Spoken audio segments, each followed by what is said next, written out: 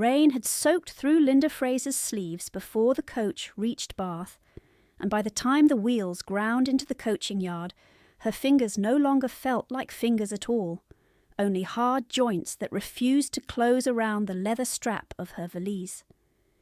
She had ridden the final 10 miles perched beside 2 trunks and a crate of glass, because Lady Fraser had sold her paid seat to a linen merchant with a velvet collar, and counted the extra coins twice while Linda climbed up to the outside rail.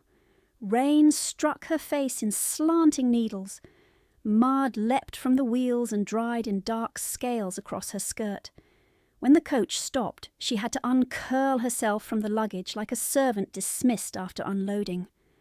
The yard was crowded, loud with horses and shouted directions, and still there was a silence around her that burned. Porters in damp caps watched her climb down without offering a hand. A woman in a plum mantle looked directly at Linda's bonnet, saw the split ribbon and crushed brim, then turned away with the polite blankness reserved for hired help. Linda's boots sank into cold muck. One sole had opened at the toe and water pressed in with each step.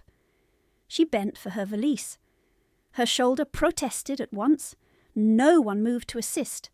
She carried it anyway, knuckles whitening on the handle, while Lady Fraser remained beneath the coach awning, dry under another woman's umbrella, discussing rooms and tea as if she had arrived unaccompanied.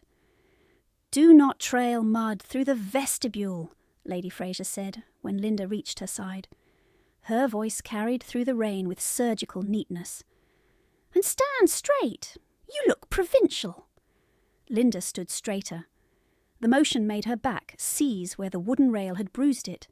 She kept her eyes level with Lady Fraser's shoulder. She had learned where to look years ago, not into the face that searched for defiance, not at the jewelled pin at the throat that had once belonged to her mother. Somewhere neutral, somewhere safe. They lodged that night above a tea shop near the lower rooms, in chambers chosen for cost rather than warmth. The maid brought 1 tray, 1 bowl of weak broth, 1 heel of bread. Lady Fraser took both portions without comment and sent the tray away before Linda could ask for tea. Hunger settled in Linda's stomach with an old, familiar twist, sharp at first and then dull enough to carry. She unpinned her cuffs and saw new red lines where wet wool had rubbed her wrists raw. She dried her dress by the grate after Lady Fraser slept, turning it inch by inch so the hem would not mildew, because mildew meant remark, and remark meant punishment dressed as correction. By morning the sky had lightened to a flat pearl grey.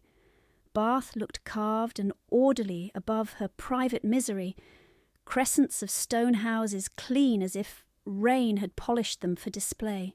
Linda walked behind Lady Fraser through streets that smelled of coal smoke and horse sweat and wet limestone. Her boots made a soft, sucking sound at each step.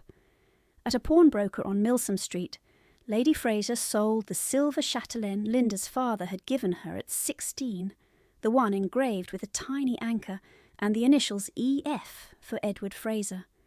She did not ask permission. She did not look embarrassed.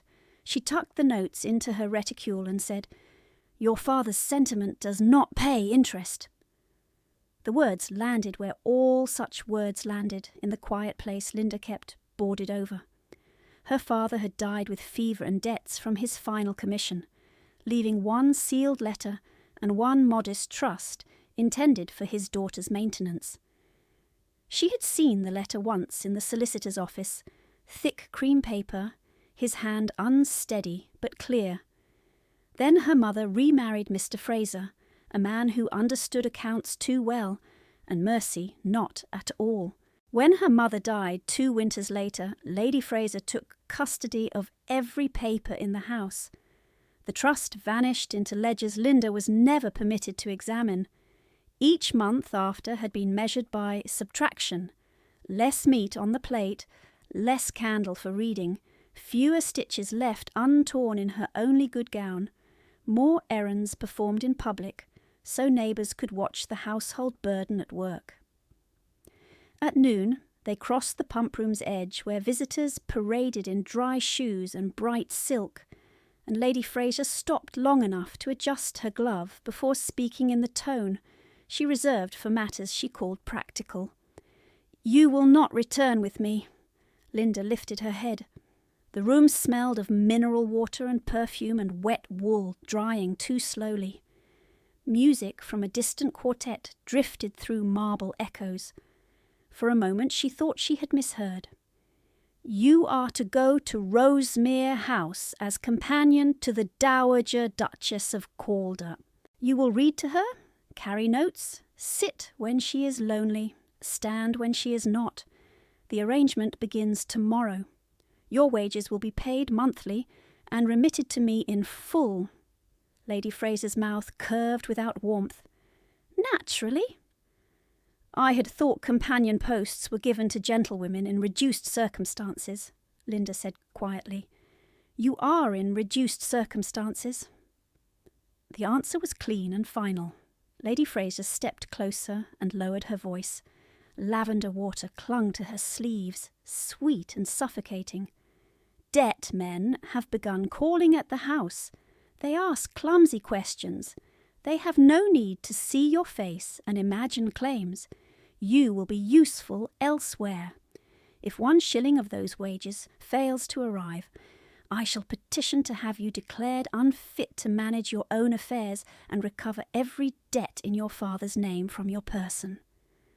Linda felt the room tilt, and then right itself. Her pulse beat at the base of her throat, hard and precise. She had seen petitions ruin women with less. A signature in the wrong hand. A magistrate who preferred certainty to justice. A woman's testimony folded away like wrapping paper. "When do we leave?" she asked. "Now, you will go by hired chaise. I have done enough for one morning." The road out of Bath climbed through wet hills where sheep stood hunched against wind, and stone walls gleamed dark as iron. Linda rode alone on cracked leather, valise at her knees, fingers wrapped in her shawl for warmth she could not find. She had not eaten since the previous afternoon. At an inn-stop the driver took ale by the fire while she remained in the yard to keep from being charged another penny. Rain slid down the back of her neck. She pressed her palms together until sensation returned in painful sparks. A boy's stable hand offered her an apple gone soft at one side. She thanked him and ate it to the core, then hid the stem in her pocket so no one would accuse her of littering. By the second evening, Rosemere House rose from the mist above a stand of bare trees, long front, pale stone, windows lit in a measured grid that spoke of discipline and money, old enough to forget fear. Linda entered by the side door she was shown, not the front steps where guests were announced. A footman took her name without expression, and her damp shawl with 2 fingers, as if wet wool might stain his hand. In the servants' hall she waited beside baskets of coal, while someone went to inform the housekeeper that the new companion had arrived. Heat from the kitchen range reached the corridor in faint pulses. It smelled of broth, yeast, and roasted onions. Her stomach clenched so sharply she had to press a knuckle to her mouth to steady her breath. Mrs. Davies, the housekeeper, appeared at last, a compact woman with iron-grey hair and eyes that assessed damage quickly. She took in the frayed hem, the split boot, the dark crescent of old bruise near Linda's wrist, where a grip had once been too tight. She did not comment. She said, "You will see Her Grace in 10 minutes. You may warm your hands first." Linda held her fingers over the kitchen steam kettle as if over a sacred flame. Pins and needles shot through each knuckle. She wanted to close her eyes. She did not. A maid set down a mug of broth beside her without a word and moved away. Linda drank it standing up, careful not to finish too quickly, careful not to appear starved though she was. The Dowager Duchess received her in a morning room lined with books and maps. Candlelight softened nothing. The older woman sat rigidly upright in dark silk, one hand on a cane with a silver wolf's head carved at the top. Her face was narrow and intelligent.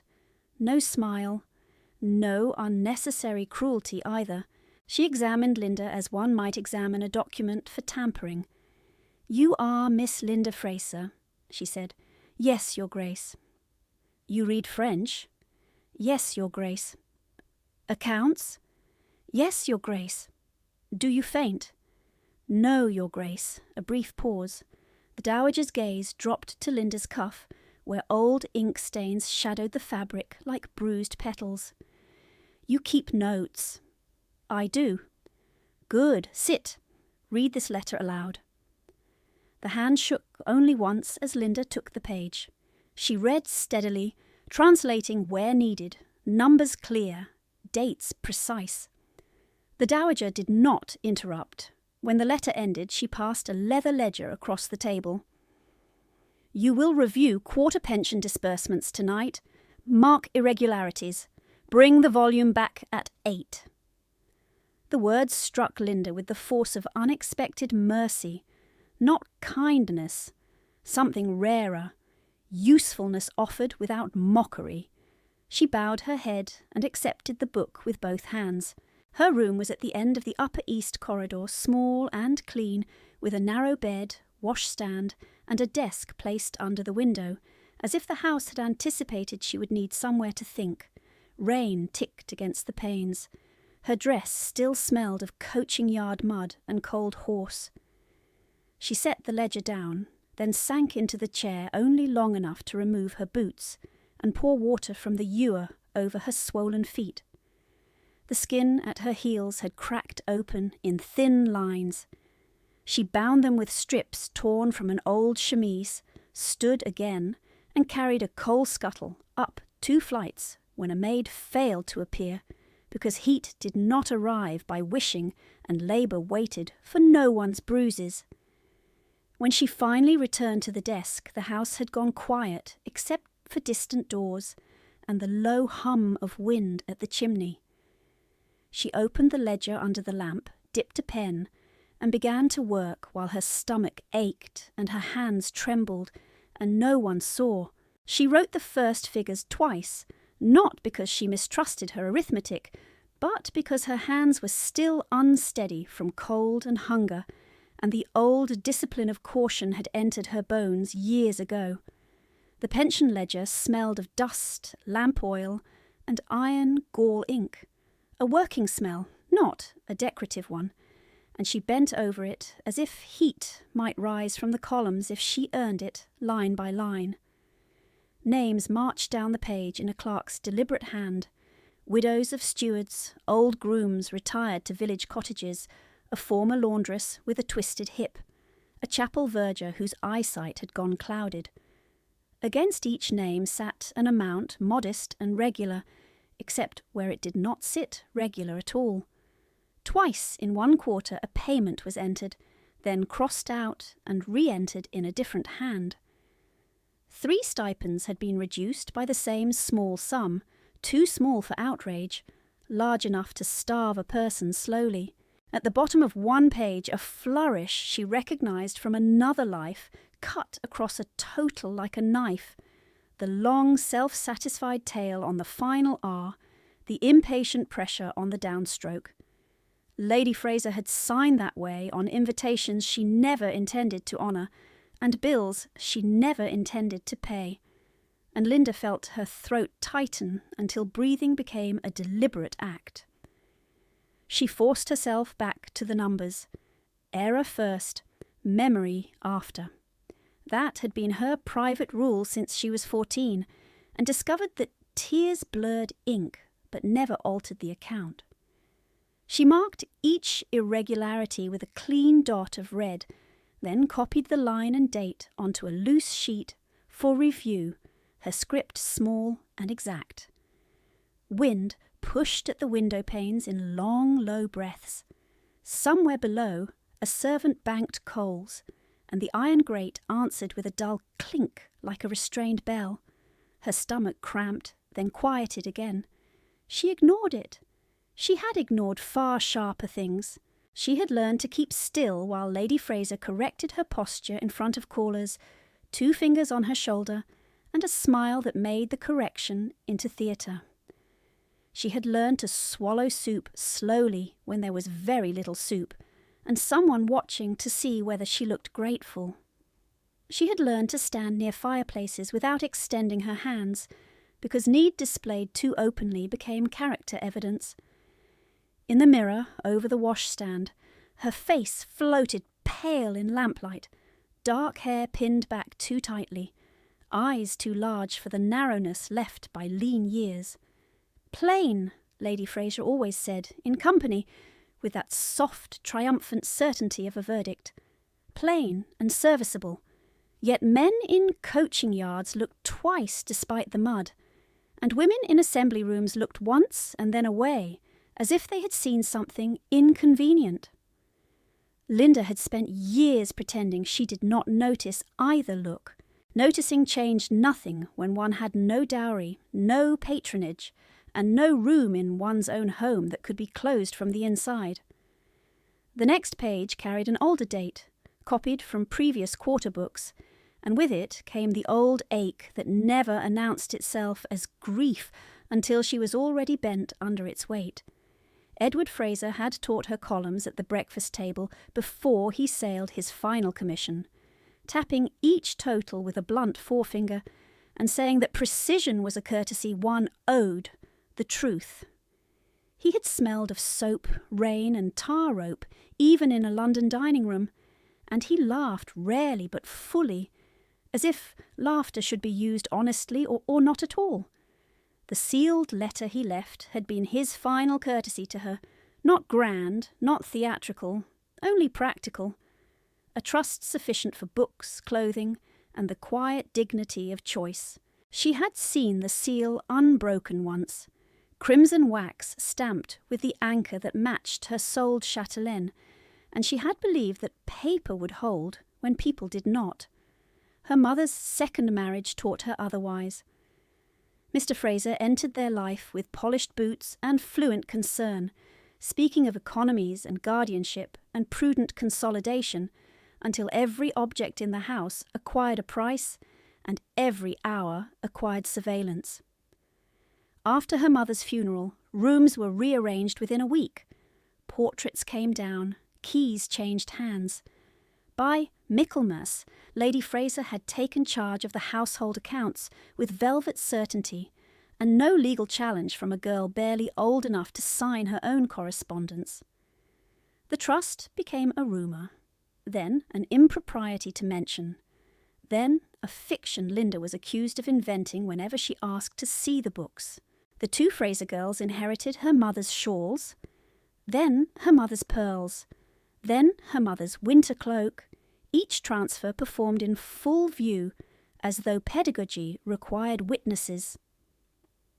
"You have no complexion for green," one sister told her, while fastening that cloak at her own throat. "And no figure for silk," said the other, lifting a gown from Linda's chest with dainty fingers that never scrubbed a cuff or mended a hem. What remained to Linda were the garments no one envied, the tasks no one thanked, and the social role most useful to cruelty, relation enough to command, dependent enough to deny. Debt collectors began arriving after supper, hats in their hands, boots damp from travel, each man more polite than the last and therefore more dangerous. Lady Fraser would summon Linda to the hall and continue her conversation over Linda's bowed head, discussing liabilities as if reading weather, each mention of Edward Fraser's name sharpened to imply inheritance of disgrace rather than inheritance of love. By the second week of November that year, Linda had begun hiding crusts of bread in the pocket of an old pelisse, because dinner portions could vanish without warning if Lady Fraser had entertained poorly and needed someone to blame. Hunger became an instrument tuned to obedience. Public correction became ritual. Once, in a milliner's shop, Lady Fraser struck the back of Linda's wrist with a folding fan for touching lace without invitation. The welt rose at once. The shop girl pretended to examine ribbons. No one spoke. Silence was always recruited first by the stronger side. A soft knock came at her door just as she set down her pen to flex cramping fingers. Mrs. Davies entered carrying a second lamp and a folded blanket over one arm, as matter of fact as if she were placing a cup on a tray. "The east corridor pulls draught at night," she said. "Her Grace prefers companions who do not fall ill in the first week."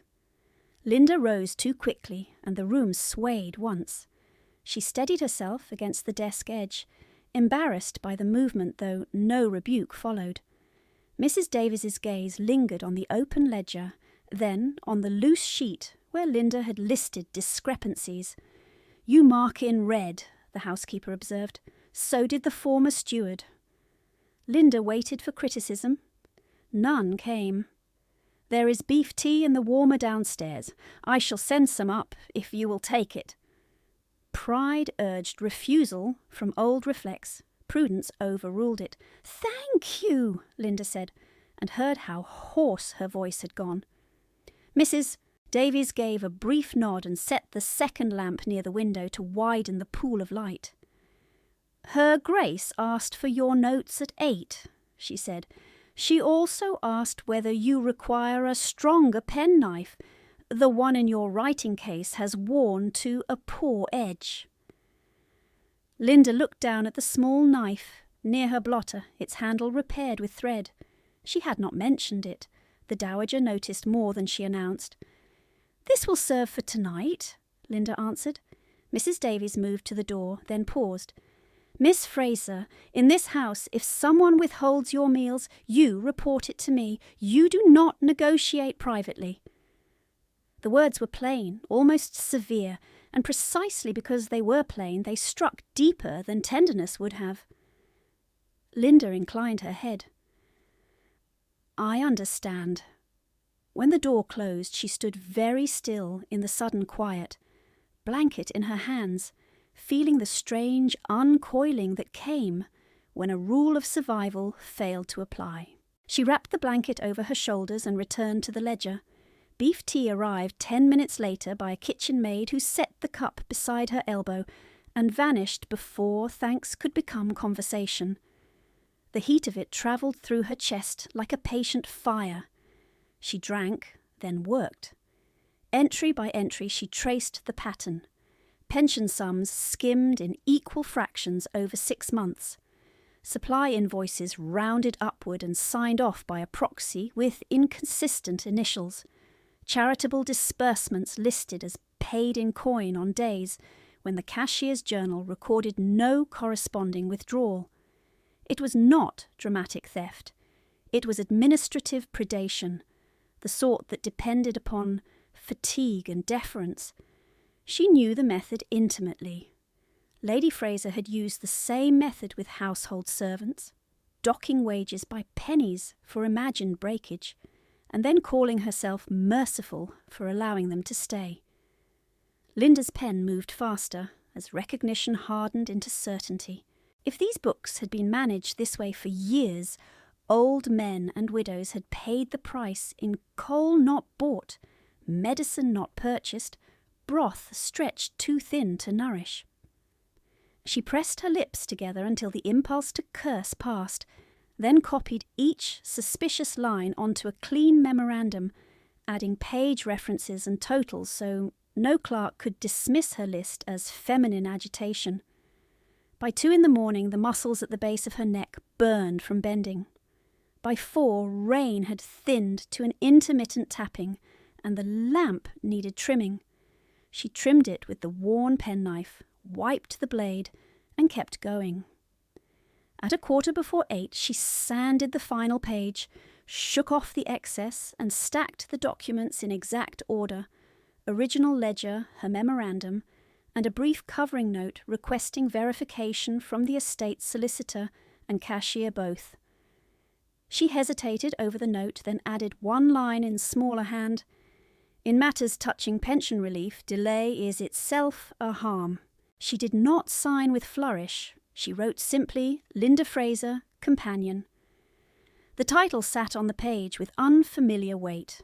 Not daughter, not burden, not account to be settled between stronger voices. Companion, with duties named and completed.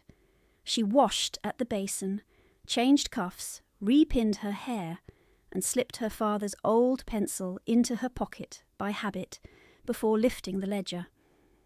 The corridor outside was cold and smelled faintly of beeswax and morning coal. Servants were already in motion below, footsteps measured, doors opening and closing in purposeful rhythm. In the breakfast room, the dowager sat near the fire with correspondence arranged in 3 neat piles, spectacles low on her nose, cane within reach. She did not look up immediately when Linda entered. She let the silence test steadiness, and Linda held it without fidgeting. At last the older woman extended her hand. Linda placed the ledger and memorandum there. The dowager read the first page, then the second, then turned to the original entries and checked 2 references herself. Her expression did not change, but the line of her mouth grew sharper. "You found this in one night," she said. "Yes, Your Grace." "Without guidance." "Yes, Your Grace." A pause. The clock on the mantel clicked once, then again. "You have worked hungry before," the dowager said, eyes still on the page. It was not a question. Linda felt heat rise to her face and hated it. "I have worked," she answered, because anything fuller would fracture into things she had no permission to spill. The dowager set down the papers and finally met her gaze. Her own eyes were a clear, severe grey, not unkind, not soft, appraising, resolute. "You will breakfast," she said. "Then you will sit with me while I dictate letters to the solicitor and the steward. We shall correct this quietly and at once. As for your family's claims on your wages, you will show me the relevant documents before noon." Linda's pulse gave one hard beat.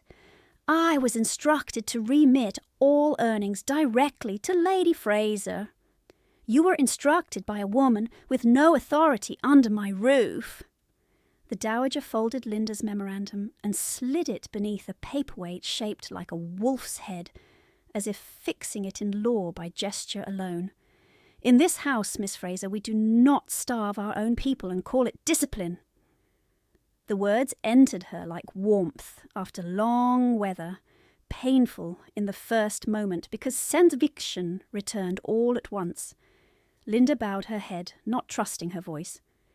When she straightened, the dowager had already reached for fresh paper. Quill poised, gaze keen and unsparing. "Take your seat," she said. "Begin with the pension list. Full names." "No abbreviations." Linda sat at the desk beside her, opened her notes and read the first name clearly, while morning light gathered at the window, and the life that had been handled by others began, line by line, to pass back into her own hands. Linda read the first pensioner's name from her memorandum, and the dowager repeated it to the page in a hand as sharp as her voice. Coal settled in the grate with a soft fall. The morning held steady around them, ink, paper, measured breath. A footman entered with the second post on a silver tray, bowed and placed it at the dowager's right hand. She did not break rhythm. "Next." Linda gave the next name, then the next amount, and only when the list reached the 3rd widow did the dowager lift the top letter and frown at the seal. Not Calderwax. No crest. Plain cream paper, closed with cheap gum and pressed too hard at the edge, as if sealed by fingers in haste. "For you," the dowager said, passing it across without comment. "Read it now. If this household keeps borrowing from your concentration, we shall account for that theft as well." Linda took the letter. Lavender reached her before the words did. Her skin tightened along her arms. She slid a nail beneath the flap and unfolded one page, then another, both in Lady Fraser's slanting, ornamental hand. You are to leave Rosemere at once and return by tomorrow evening. Mr. Hensley has agreed terms. You will present yourself obedient, modest, and silent. Any refusal will be treated as financial fraud under your late father's obligations, and I shall have you removed by lawful order. Bring no private papers. The lines blurred for one instant, then sharpened with painful clarity. The room seemed to lose air. The dowager's quill scratched once and stopped. "Bad news," she said, not asking. Linda folded the paper carefully because her fingers wanted to tear it. "A family instruction, Your Grace." "That phrase has ruined many women." The dowager held out her hand. Linda hesitated, then gave her the letter. Grey eyes moved over the page. The older woman's mouth hardened. "Mr. Hensley," she said low, "a creditor old enough to be your grandfather, if this is the same Hensley I recall. Vulgar habit of buying furniture and girls from distressed households." She folded the letter once, precise as a blade. "You will not go." Linda swallowed. "She threatened legal petition. She threatens noise. I answer with documents." The dowager tapped the sealed edge against the blotter. "You will draft in your own hand a statement that you do not consent to this arrangement. You will date it. I shall witness it." Linda took a breath that shook and steadied. "Yes, Your Grace." "Also," the dowager added, reaching for her cane, "I require the waters before noon, and my physician is already waiting to scold me in public. Bring your shawl. Bring that letter. We shall not let predators choose the ground." By the time they crossed into the pump room, rain had thinned to a grey veil against tall windows, and the marble floor held damp footprints that caught the light like polished slate. Gentlemen stood in conversational knots, with cups balanced at finger and thumb. Ladies in pearl and pale silk moved through the room with that practised slowness meant to signal leisure. A quartet worked through a restrained air near the far column. The scent was mineral, tea, wet wool, and rosewater layered over old stone. Linda walked half a pace behind the dowager, letter hidden in her reticule, pulse striking hard in her throat each time a stranger glanced her way. She felt the frayed edge of her cuff against her skin and wished, absurdly, for the safety of the ledger desk upstairs, where numbers obeyed rules and people did not. The dowager took her glass from the attendant, drank without grimace, then set it down with controlled impatience. "Sit," she ordered. "You are pale." Linda began to answer, but the older woman's fingers slipped on the rim of the table. Porcelain rattled. Cane struck marble. A sharp crack of sound turned heads from every corner of the room. The dowager swayed once, face draining of colour, and folded downward with terrifying grace, silk pooling, shoulder striking the table leg, then the floor. Cups toppled. Tea spread in a dark fan across white tile. Someone gasped. Someone said, "Good God!" Someone else said, "Fetch a physician." But no one moved fast enough. Linda dropped to her knees in the spill, heedless of wet seeping through skirt and stocking, and slid her hand beneath the dowager's head before it struck stone again. The impact jarred her own wrist. Pain shot to her elbow. She ignored it. "Your Grace!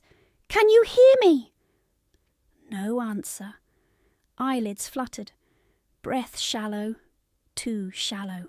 Linda loosened the old woman's collar with hands that did not feel like hands. "Space!" she called, louder than she knew she could speak. "She needs air! Move back!" A ring of faces pressed closer instead. A woman in blue lifted a handkerchief to her mouth, as if faintness were contagious. A gentleman bent as though to assist, then recoiled at the sight of tea and blood on Linda's cuff, where her knuckles had split against the table edge. The physician's assistant arrived breathless and useless, carrying salts, staring. "Do not raise her yet," Linda said. "Support the neck, slowly." Her voice cut through the marble echo. He obeyed on reflex. She could feel every eye on her, the companion kneeling in the centre of rank and gossip, skirts sodden, hairpins loosening at her nape. She did not care. She counted breaths. 1, 2, 3, shallow. "Your Grace," she said again, softer now, close to the Dowager's ear. "It is Linda. Stay with me." The Dowager made a low sound, not words. Relief hit Linda so sharply it felt like pain. Then boots struck stone in a rapid, unhesitating rhythm from the entrance hall, and the room shifted around that sound as if a wind had entered and forced all weaker currents aside. He came through the crowd without apology, tall enough to break every line in the room, broad shoulders dark, in a rain-damp greatcoat, hat in one hand, gloves clenched in the other. A scar ran from his temple into his hairline, pale against weathered skin. His face looked carved from winter granite, the Duke of Calder. Everyone in Bath knew him by description, if not by sight, the title inherited young, the brother buried younger, the years since lived as if warmth were an indulgence he had renounced by oath. Linda had seen him once from a distance at a levee, a figure near a window, unapproachable as stone. At arm's length he was far more arresting, storm-grey eyes taking measure of the scene in one sweep and missing nothing, his mother on the floor, the spilled tea, Linda kneeling in it with her bare hands under the Dowager's neck, blood on her cuff, letter half visible from her reticule where the flap had fallen open. He stopped beside them and dropped to one knee, not looking at the onlookers, only at his mother's face. "Report!" The single word landed like command and prayer combined. Linda answered because no one else had. She collapsed 1 minute past. Brief loss of consciousness. Breathing shallow but regular. No seizure, no sign of head wound. His gaze cut to her at once. "Who are you?" "Linda Fraser, Her Grace's companion." "How long unconscious?" "Less than 1 minute." He gave one hard nod, then to the physician, now elbowing through the ring. "You heard her. Confirm pulse and pupil response. Now." The physician knelt opposite, flustered into obedience. Behind them voices rose, then dropped when the Duke turned his head by a fraction. "Step back," he said to the crowd. "If you remain, you impede care." They stepped back. Even those with rank stepped back. He stripped off his greatcoat and folded it under his mother's shoulders with efficient care, then looked at Linda's hands, red with cold and diluted blood from her split knuckles. "You are shaking," she had not noticed until he said it. "I am steady enough." "That was not what I asked." His tone did not soften. It didn't need to. He shifted closer so his body blocked her from the nearest stair. "Miss Fraser, keep supporting her neck. Do not move until I tell you." The order was clear, protection hidden inside structure. She obeyed. A lady near the column whispered, "Not low enough. Companion, she looks like a maid." The words reached Linda and lodged under her ribs. The Duke's head turned toward the voice with lethal stillness. "My mother chose her," he said. "You will hold your tongue." Silence fell so quickly the quartet faltered and stopped. The physician touched the Dowager's wrist, counted, then nodded to the Duke. "Weak, Your Grace, but present. Likely exertion and strain. She must be conveyed home at once, kept warm, monitored through the night. She will be conveyed now." He rose in one controlled movement and extended a hand toward Linda to help her stand. She looked at it, then took it, because refusing would waste time. His palm was cold from rain, grip precise, no flourish.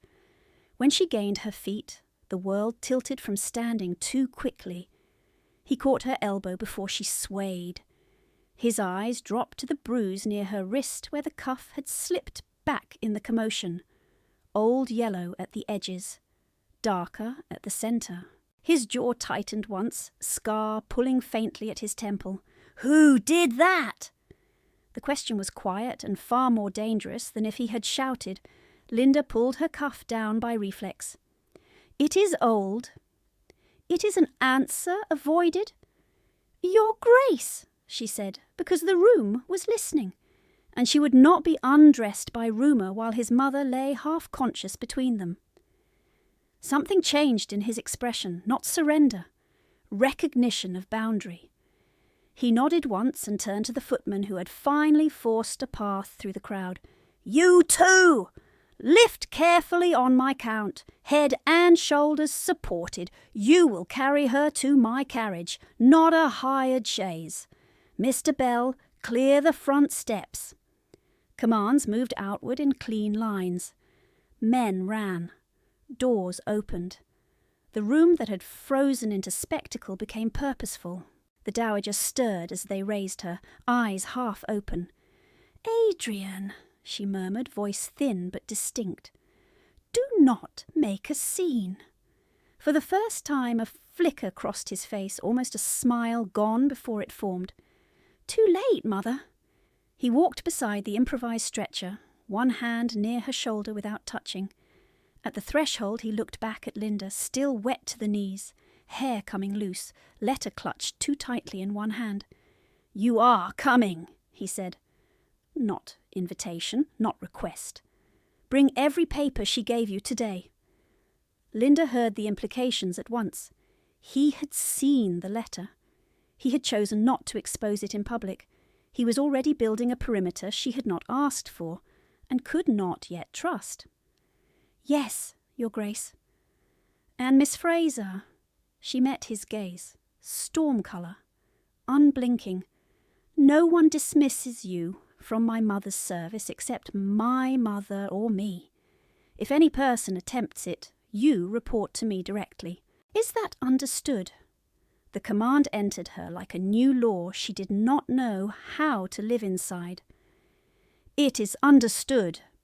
He gave a short nod and turned away, cloak flaring once in the draught as he followed his mother into the rain. Linda stood in the marble doorway with water dripping from her hem and blood drying on her cuff, while behind her the pump room resumed its murmurs, and she understood with sudden disquieting clarity that her safe anonymity had ended the moment his boots struck the floor. Linda stood in the marble doorway one breath longer, then forced her feet into motion and followed them into the rain. Water hit her face hard enough to sting.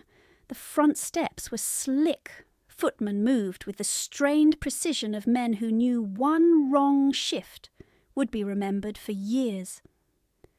The dowager lay half raised in the carriage, blankets pulled over her knees, lips colourless but set in stubborn lines. The Duke stood with one boot on the step and one in the mud, bareheaded in the downpour, listening to the physician's rapid instructions as if each word were a nail driven into oak. "Warmth, broth, no agitation," the physician said. "If her breathing shortens again, send for me before midnight." "You will come without being summoned," the Duke replied. "Calder House, London." The physician blinked. "In this weather, Your Grace." "In this weather!" He turned, saw Linda at the edge of the steps, and held out his gloved hand for the papers. She passed him the folded lavender letter and her memorandum from the morning, now damp at the corners despite her effort to shield them. He tucked both inside his coat without reading, as if the first task was not knowledge but preservation. Then his gaze dropped to the blood stiffening at her cuff. "Your hand." "It is a scrape." "Show me." She opened her fingers. The split across her knuckles had clotted dark. Rain washed a thin pink thread down her wrist. He gave a short exhale through his nose, not quite irritation, and not concern expressed in any form she recognized. "You will ride inside," he said. "Mrs. Brigg will dress that wound on the road." "I can ride on the box. There is little space." "My mother asked for you when she woke." That ended argument. She climbed in beside the dowager while the Duke circled to the opposite door. Inside, the carriage smelled of wet wool, camphor, and the metallic edge of fear held under discipline. Mrs. Brigg, the dowager's maid, wrapped another shawl around Linda's shoulders without comment and pressed clean linen into her palm. Linda bound her own hand quickly. Across from her, the Duke sat with his knees braced and one hand gripping the leather strap above the window, every line of him rigid with controlled urgency. The carriage lurched forward. Bath slipped behind them in wavering lamps and rain-smeared stone. For the first miles no one spoke except when the dowager's breathing changed. Each time it did, Linda leaned closer, counted, and met the Duke's eyes with a brief nod or a single shake of the head. He watched his mother's face as if watching a battlefield horizon, waiting for the next strike. Twice he reached to adjust the blanket and stopped before touching her, fingers suspended in air, then withdrawing. The old wound in that movement was plain even to someone who did not know its full history. At the first toll gate, he broke the silence. What did the letter demand? Linda glanced at the dowager. Her eyes were closed. Rain drummed over the roof in relentless rhythm. "Immediate return," Linda said quietly. "A marriage arrangement to satisfy debts." "With consent presumed. With consent irrelevant." His jaw set. "Name?" "Mr. Hensley." A muscle moved once in his cheek. "I know him?" "I suspected you might." He looked directly at her then, storm grey and hard. "You were told to bring no private papers." "Yes." "And still you brought account evidence into a public room." She could not be left without that evidence. For a moment the carriage held only rain and wheel groan. Then he gave one curt nod, as if recording a fact in a ledger of his own. "You will copy every letter from Lady Fraser after we reach London. 3 sets, 1 for our solicitor, 1 for the magistrate, 1 for yourself." "Yes, Your Grace." "Do not surrender originals to anyone without my instruction." The command should have felt like another cage. It did not. It felt like architecture, a structure built around risk so that risk could be managed instead of endured. The dowager stirred and opened her eyes to slits. "Adrian!" "I am here, Mother." "You are shouting by posture. I am speaking softly." "Then stop speaking like a war dispatch." Her gaze shifted to Linda. "Miss Fraser, have they fed you?" Mrs. Brigg made a faint sound that might have been a stifled laugh. Linda, unprepared for the question, answered truthfully. "Not since morning, Your Grace." The dowager closed her eyes again.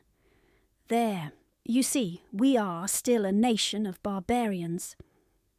By dusk they had left the broad road for a narrower stretch where flooded ditches swallowed the edges and the horses laboured against mud that clung like clay. The coachman called down, once, that the left trace was dragging.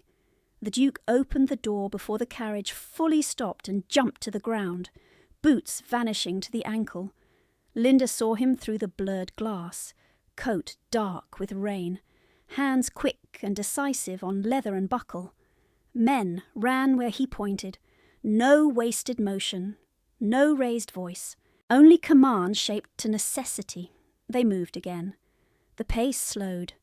Wind drove sheets of rain sideways across the windows until the world outside became grey water and black branches. Linda's hand had begun to throb. She ignored it and kept 2 fingers on the dowager's wrist, counting beats, matching them to the pitch and sway of the carriage. Then the left wheel struck a hidden rut with a crack like a gunshot. The carriage lurched violently. Mrs. Brigg cried out and slammed against the panel. Linda threw her shoulder into the dowager to keep her from being pitched forward. Horses screamed. Someone outside shouted. Wood splintered. The carriage tilted hard, hung at an angle that made breath impossible, then slammed back enough to hold. "Stay inside!" The Duke snapped through the door before anyone could move. He was gone at once into rain and confusion. Voices rose, a horse reared. The coachman cursed and then bit the word off, aware of rank, even in panic. Linda heard another sound beneath the noise, a low, human groan from near the front axle. She did not wait for permission. She pushed the door open against the tilt and climbed down into knee-deep mud. Rain blinded her for a second. Lantern lights swung wild. The near horse stamped and rolled white eyes.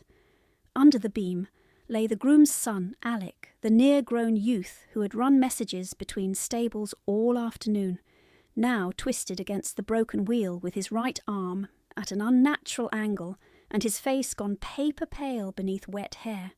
The Duke was at the horse's head, forcing the animal back by sheer will and a grip on the bridle. "Hold him!"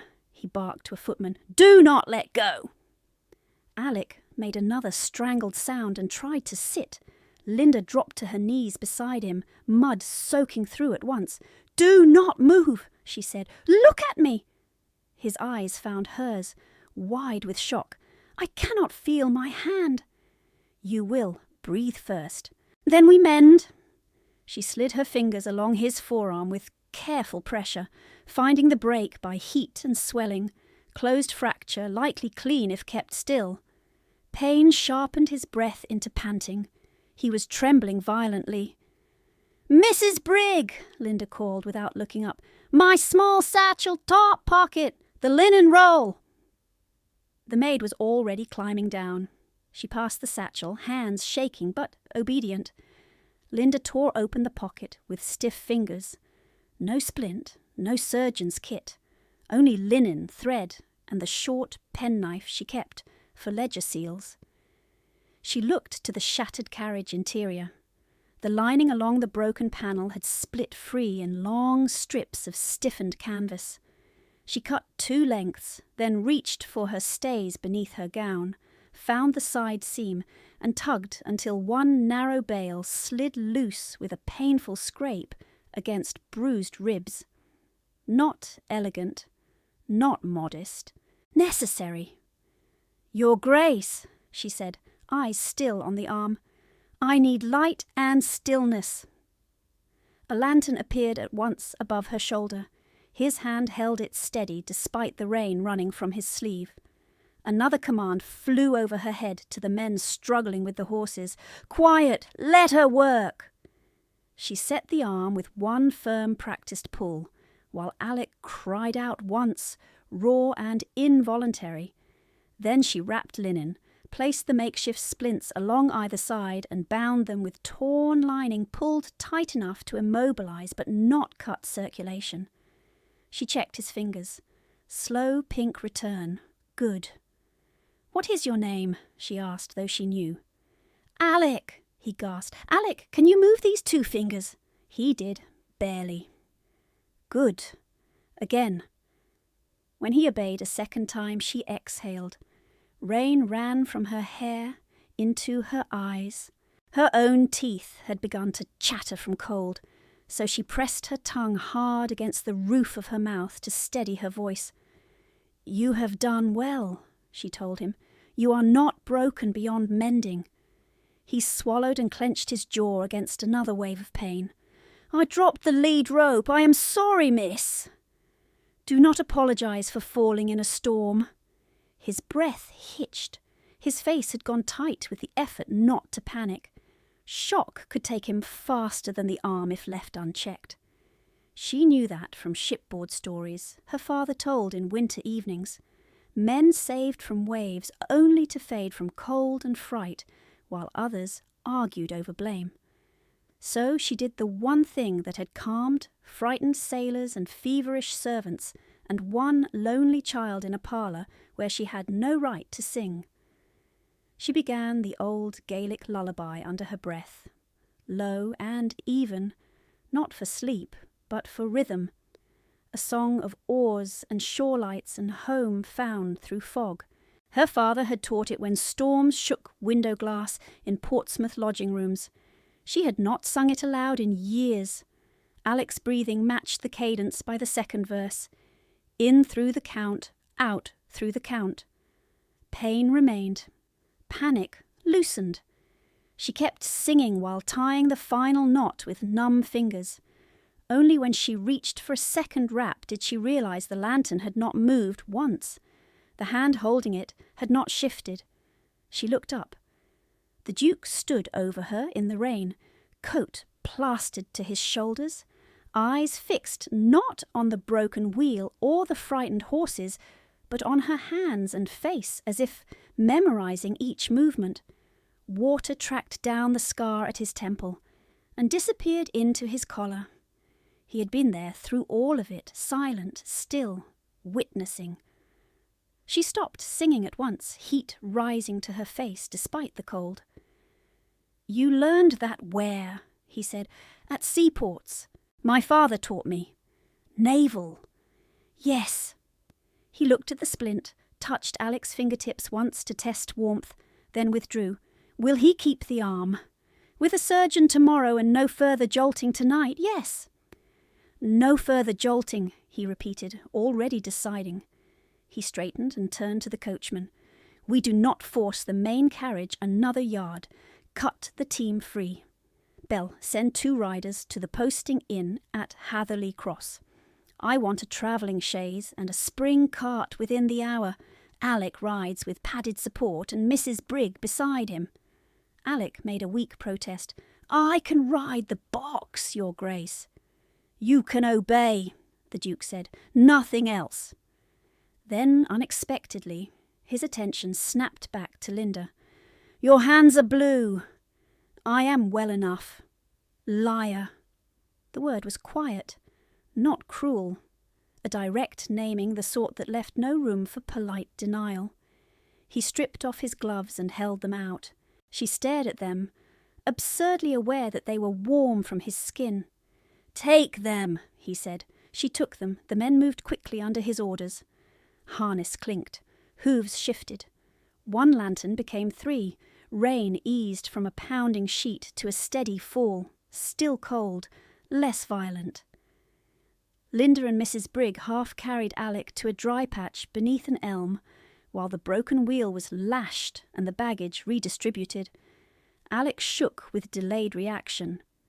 Linda wrapped him in a horse blanket up to the throat and checked his pulse twice. Too fast, then gradually slower. When the spring cart arrived from Hatherley Cross, she supervised the padding herself, using folded cloaks and bundled straw to keep the injured arm braced against movement. She tucked the final knot beneath the splint so it would not loosen on the road. Alec caught her sleeve as she rose. "Will I work again, miss?" "You will curse weather and stable boys for many years," she said. "That requires 2 hands." "You shall have them!" His mouth twitched through pain, a ghost of relief. The dowager remained in the main carriage through the delay, drowsing under broth and blankets, unaware of the full turmoil outside. The Duke checked on her once, then returned to the yard where the transfer was being finished. He watched as Linda climbed into the spring cart for the first miles, unwilling to leave Alec until his breathing stayed even. Mud streaked her skirt to the thigh. Her hair had come fully loose, dark and wet against her cheeks. She looked exhausted enough to fall where she sat. "Miss Fraser," he said from below. She looked down. "You will move back to my mother's carriage once we pass the stone bridge." "Alec may worsen with motion." "He will not worsen while you freeze beside him." She held his gaze a moment, measuring command against necessity. Then she gave one short nod. "At the bridge." He stepped back. "At the bridge." The convoy moved out slowly, wheels grinding over soaked ruts, lanterns swaying like low stars in the rain. Linda kept one hand on Alec's shoulder through every jolt and continued the lullaby in a near whisper, until his eyes closed and his jaw unclenched. At the stone bridge, she kept her word. She climbed down stiffly and crossed to the Duke's carriage. As she reached the door, her knees threatened to buckle from cold. His hand closed around her elbow before she fell, steady and impersonal, then released as soon as she found footing. Inside, the dowager slept. Mrs. Brigg had returned to her seat. The Duke remained outside for another minute, issuing final instructions about pace and spacing between vehicles, his voice carrying through rain in clipped, exact lines.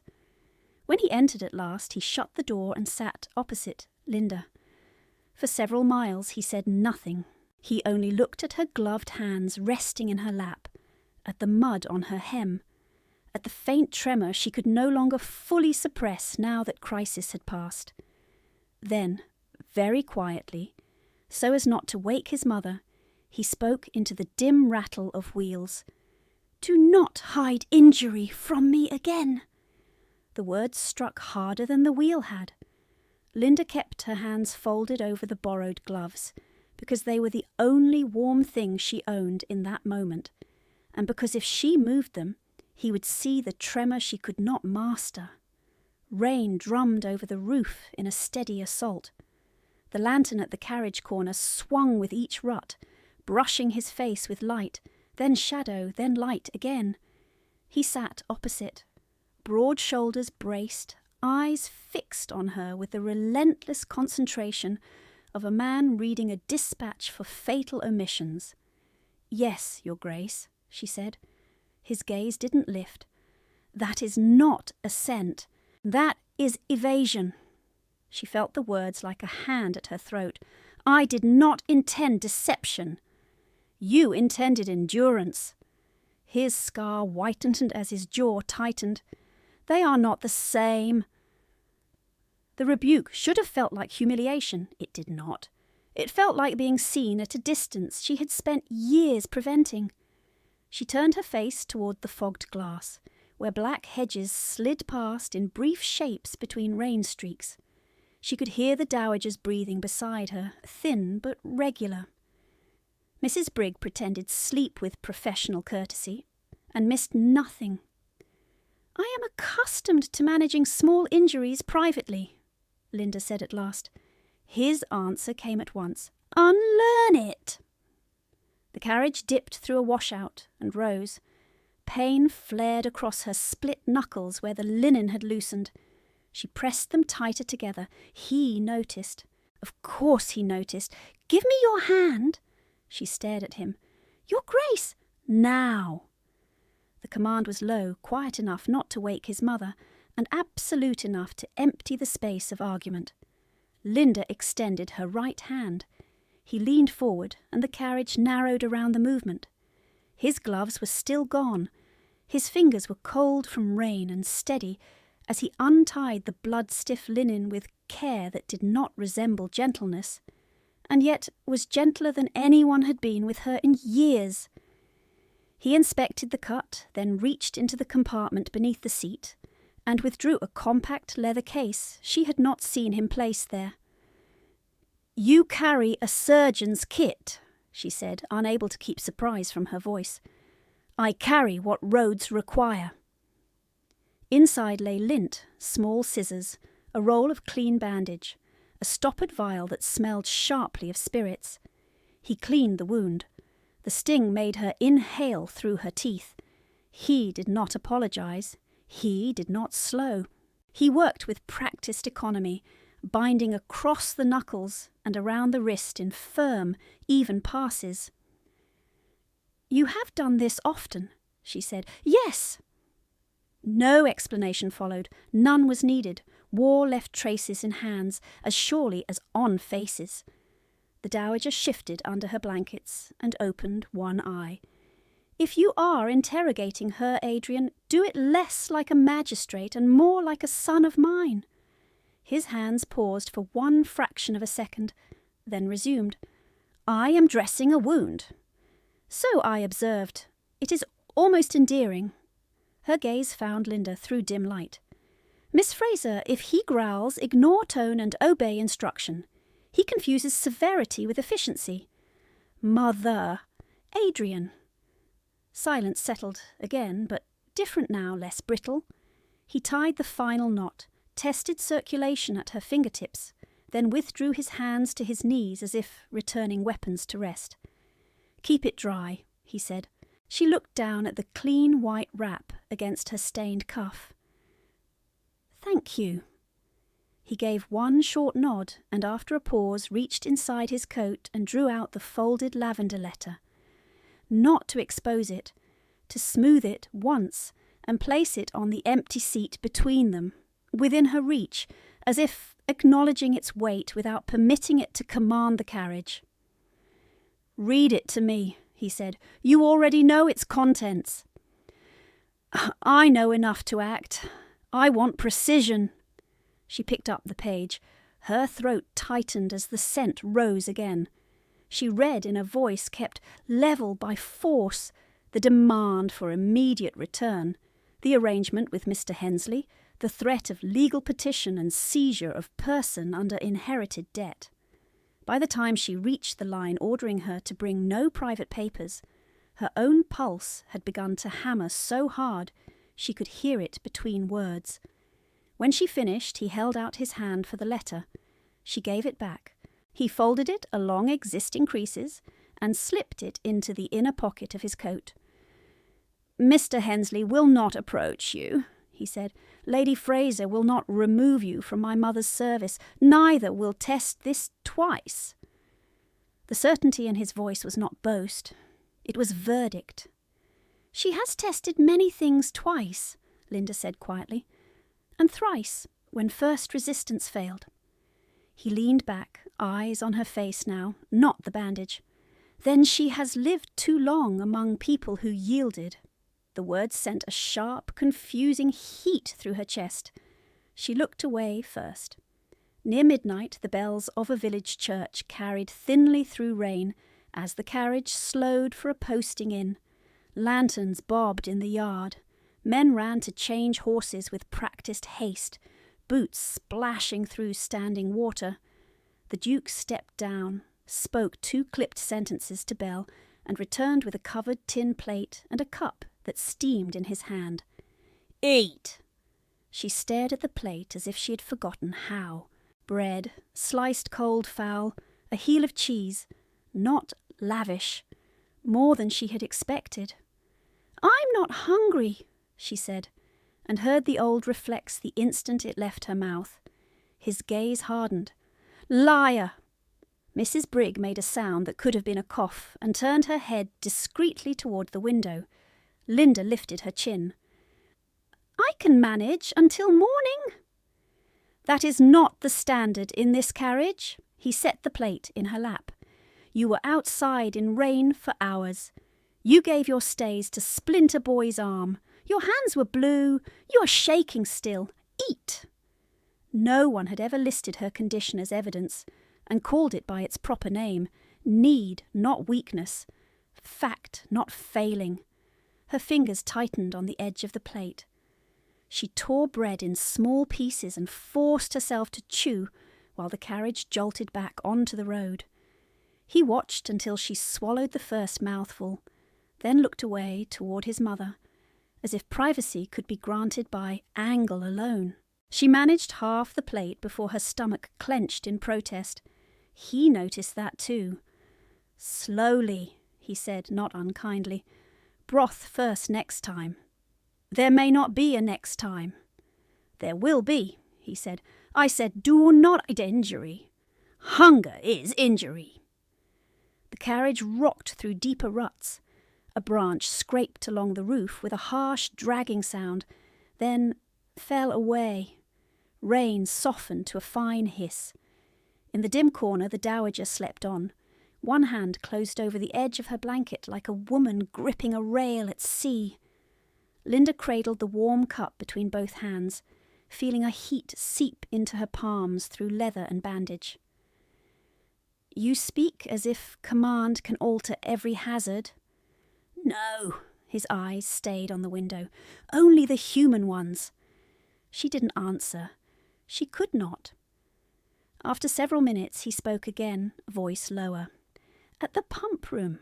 When the lady in blue called you a maid, you lowered your head by 1 inch and shifted your weight to shield my mother from the crowd. You did not answer insult. You secured airway and pulse. On the road, you stepped toward a panicking horse without waiting for anyone to clear you a path. At the ditch, you set bone in weather that would have numbed most men useless." He turned back to her. "Do not tell me you are well when you are harmed. I have watched you work. I know the difference between stoicism and collapse." Each sentence removed another place she had hidden. She sat very still, cup cooling in her hands. "Why does it matter to you?" she asked before caution could stop her. His face gave nothing for a long breath. The lantern swung. Rain whispered over the roof. When he answered, the words were flat with control. "Because people under my roof do not get discarded." The statement was too deliberate, too practiced, and beneath it she heard what he had not said. Brother grave. Failure that never ceased collecting interest. She felt her own question as an intrusion, and almost withdrew it, but he was already looking past her shoulder toward his sleeping mother, expression carved and distant. "I did not ask for pity," she said quietly. He snapped back at once. "Good! I do not offer it!" Another jolt pitched the carriage sideways. She reached to steady the cup. He reached at the same time, catching her wrist to keep hot broth from spilling into her lap. His hand closed over the fresh bandage. Heat travelled through linen and skin in a narrow, alarming line. He released her at once, fingers withdrawing as if restraint itself had edges. "Forgive me," she said automatically. "For what?" "For requiring attention," his mouth tightened. "Strike that sentence from your habits." She almost smiled at the phrasing and stopped herself. Humour had no place here. Still, a small, unsteady breath escaped that was not quite laughter and not quite grief. Hours seemed to pass inside the rhythm of wheels and rain. She tried to remain upright, tried to keep count of the dowager's breaths, tried to ignore the exhaustion that had become a physical weight pressing down from the crown of her head. Her eyelids burned. The cup slipped lower in her grip. At some point she set it down and did not remember doing so. "Miss Fraser!" His voice reached her from a distance. She straightened, startled. "Yes, Your Grace. Your head is falling. I am awake. Barely." He looked toward his mother, then back to Linda. "Sleep for 20 minutes." "I cannot." "You can. You will." She braced against the door panel instead, determined to obey propriety if not comfort. 2 minutes later, a deeper rut threw the carriage hard to the left. Her shoulder struck wood. Pain flashed down her arm. The Duke moved across the space before she could protest, caught the back of her seat cushion, and repositioned it with one efficient motion, so she sat angled away from impact. "Stay there," he said. She stayed. Another mile. Another. Her body ignored pride at last. Her chin dropped once, jerked up, dropped again. She felt the moment she began to tip sideways and tried to correct. A firm hand at her upper arm stopped the fall. He guided her, not gently, but with absolute care, until her head rested against the broad line of his coat sleeve, where his shoulder met the carriage wall, stable as stone. She froze in shock, breath caught. "Do not waste strength on formality," he said quietly, gaze fixed forward. "Sleep." She should have moved away. She did not. Warmth from his coat and the steady brace of his body reached her in slow increments, undoing her by degrees. The rain had become a far sound. The wheels marked time in a muted, repetitive rhythm. She heard Mrs. Brigg shift once, and then go still. Tact made flesh. Across from them, the dowager's breathing remained even. Linda slept. She did not know how long. long enough for dreams to begin and break apart, long enough for her neck to stiffen and then ease against unyielding cloth, long enough for the cold to leave her fingers entirely. When she woke, grey morning had thinned the dark at the window to pearl, and the carriage had slowed to the measured roll of approach over paved ground. She jerked upright at once, mortified. "Your Grace, I beg your pardon." He had not moved, not by an inch. His left arm remained where it had been, braced behind her shoulders as an unmoving rail. His face was pale with fatigue, eyes shadowed, jaw roughened by the night. He looked at her once, then out the window toward the gates rising through mist. "Save apologies for actual offences," he said. Through the glass she saw the ironwork crest of Calder House, wet black against dawn, and beyond it the long, severe line of stone she would now enter, not as a passing companion in borrowed warmth, but as someone the Duke himself had commanded be fed, treated and kept. He rapped twice on the roof. The carriage rolled under the arch. Footmen appeared at the top steps in ordered ranks, startled by the hour, alert to tone. The Duke opened the door before the vehicle fully stopped and stepped down into the mist. Then he turned and offered his hand up to her in full view of his household. "Miss Fraser first," he said to the waiting line. "Rooms beside the Dowager's chamber, fire lit now, hot water, broth, and dry clothing within 10 minutes. If she asks for less, you will ignore her." No one hesitated. "Yes, Your Grace," came back in one voice. Linda placed her bandaged hand in his and descended to the Calder stones while dawn widened over the courtyard, and for the first time in years, obedience in a great house moved in her favour. Linda had barely crossed the black and white marble of Calder House when the Dowager's physician met them in the entrance hall. Coat half-buttoned, hair unpowdered, face set in professional alarm. Footman carried the Dowager upstairs under his direction. Mrs. Brigg followed with blankets and the medicine case.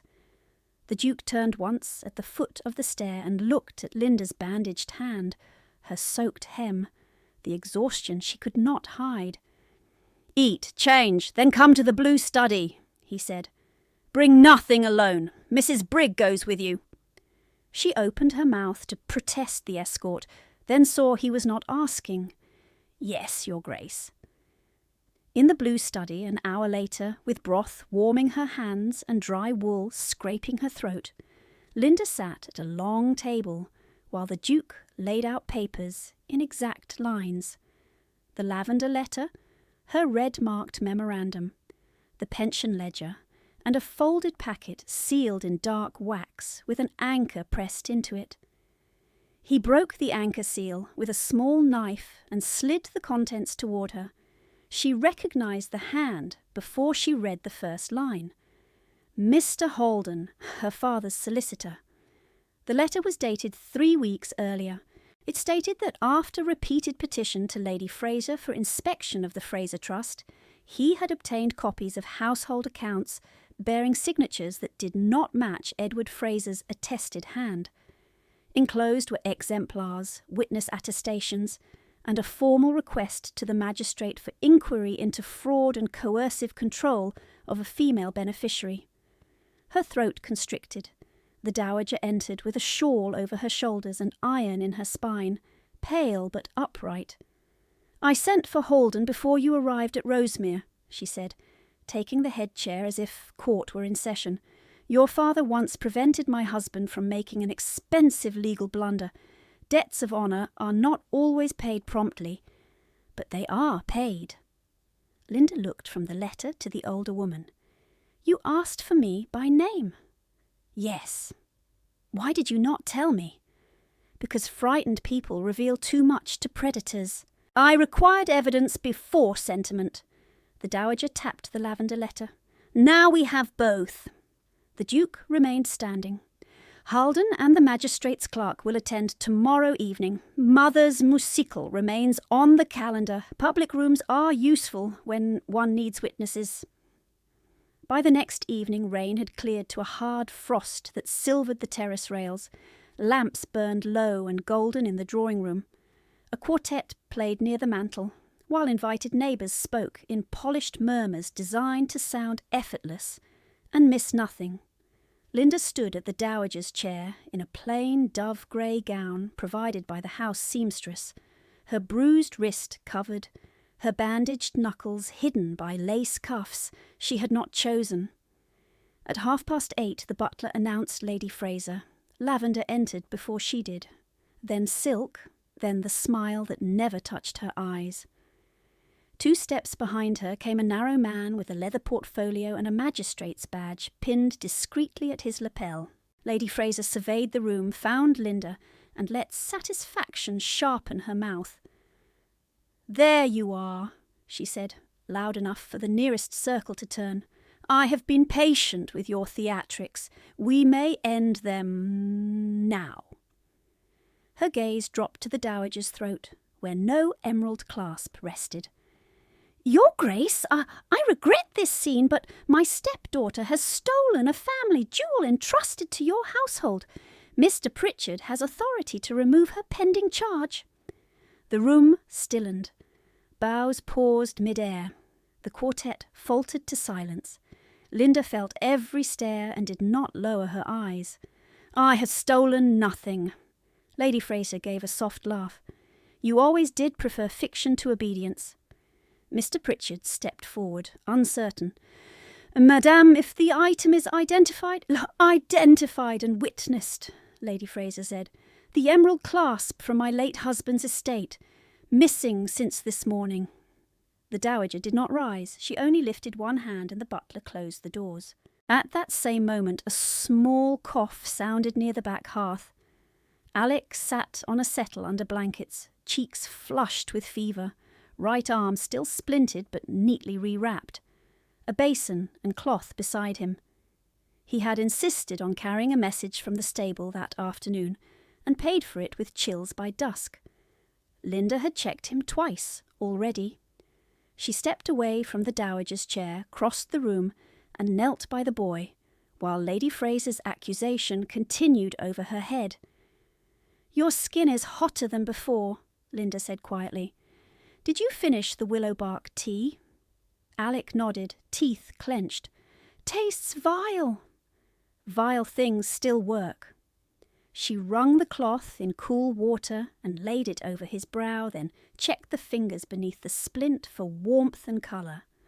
"Good." Behind her, Lady Fraser's voice rose. "Observe her indifference. Guilt always seeks distraction." Linda stood, turned, and walked back to the centre table where the Duke had placed documents in readiness. She did not ask permission. She opened the pension ledger to the marked pages and set Mr. Pritchard's portfolio beside it. "You asked for identification," she said. "Identify these signatures first." Lady Fraser's expression sharpened. "What nonsense is this?" "Quarter pension deductions diverted under false authorisation. Charitable disbursements altered. My father's trust entered as exhausted against debts he did not contract." Linda placed Halden's attested exemplars beside the ledger. "And your hand where his should be!" Murmurs moved through the guests like wind through dry leaves. Mr. Pritchard bent over the pages, lips tightening as he compared slants and loops. He looked up at Lady Fraser, less certain now. The Duke stepped between Linda and the clerk with deliberate calm. "Stop!" One word. Stone dropped in water. He faced the clerk. "She is under my protection. She has been starved, struck, and extorted. If you lay a hand on her without reading every paper on that table, you answer to me personally." His hands shook once at his sides, then locked still.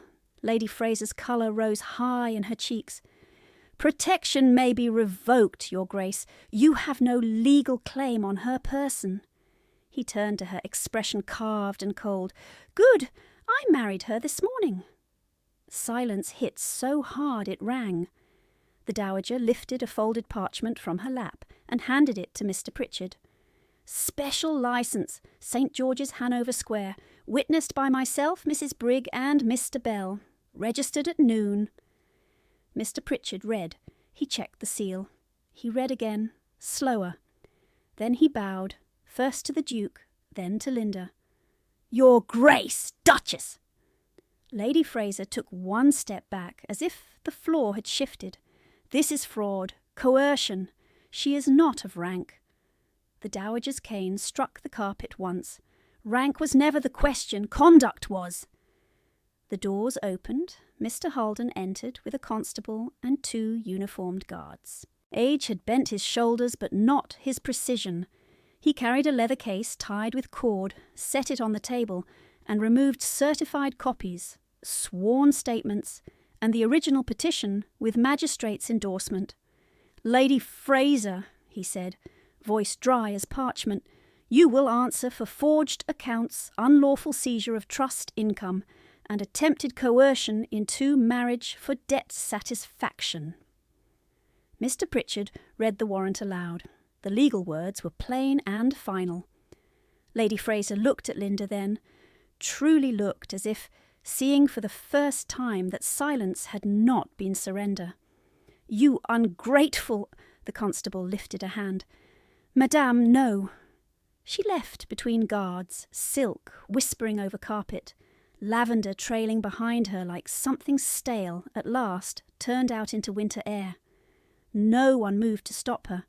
No one spoke in her defence. When the doors closed, sound returned in small human ways. A breath released, a chair leg shifting, the Dowager's cup set gently on its saucer. The quartet did not resume. 3 days later, frost still rimed the courtyard stones when the surgeon unwrapped Alec's arm by the kitchen fire. Linda stood beside him, ledger pencil tucked behind her ear. The surgeon rotated the wrist carefully. Set true, he said. No fever now. Keep the splint by day 1 more week. Light duty only. Alec looked from his arm to Linda with open relief. I told them I would curry Jasper by Sunday. By next Sunday, Linda said, and no heroics on icy cobbles. Yes, Your Grace. The title came awkwardly but sincere. Upstairs, the Dowager received visitors from her chaise and complained about being managed, which meant she was recovering. Mrs. Davies sent up a tray with 2 bowls instead of 1 and did not mention it. At noon, Linda crossed the corridor to the same small desk where she had first opened the pension book, with raw hands and an empty stomach. The wood bore the same ink scar near the corner. The window still looked east. She sat, opened a fresh ledger, and entered the first corrected disbursement under her new signature. Linda Vale, Duchess of Calder. The Duke came to the doorway and stopped. He did not step inside.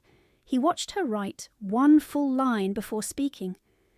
Haldon filed the final order this morning. Lady Fraser is barred from your dowry, your correspondence, and your person. Permanently. Linda set down her pen and let the words settle all the way through her body before she nodded. Thank you. His gaze moved to the ledger, then to her bandaged hand, then back to her face. You kept this desk. It is where my life began returning. His mouth shifted, almost a smile, not quite. Then keep it. He turned to leave, paused at the threshold, and added without looking back, Do not skip dinner. The door closed softly. Linda looked down at the page, dipped her pen and continued the accounts, while winter light widened over the paper, and nothing in her name belonged to anyone else again.